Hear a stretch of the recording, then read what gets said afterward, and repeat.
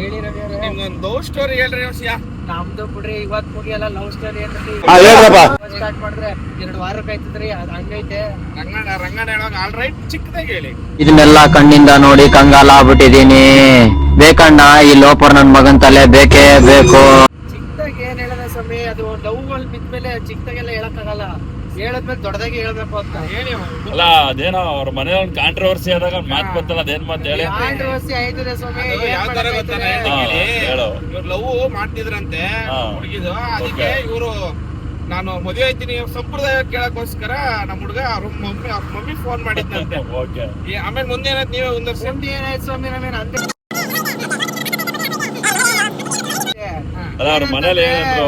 ಅವ್ರ ಮಮ್ಮಿ ಏನಂದ್ರು? ಚರಂಡಿ ಕೊಟ್ಬಿಟ್ರು ನಿನಗ್ ಮಾತ್ರ ಕೊಡಲ್ಲ ಅಂತ ಒಂದ್ ಮಾತು ಹೇಳ್ತಾರೆ. ಇದು ಆತರ ಏನ್ ತಗೊಳಪ್ಪ. ಮಾಡಿ ಹೇಳಿ, ಚರಂಡಿನೇ ಕೋರ್ಬಿಡೋದ ನಾಳೆಯಿಂದ ನನಗೆ ಕೊಟ್ಟು ಮದುವೆ ಮಾಡ್ತಾರ, ನೋಡೇ ಕೊಡೋಣ.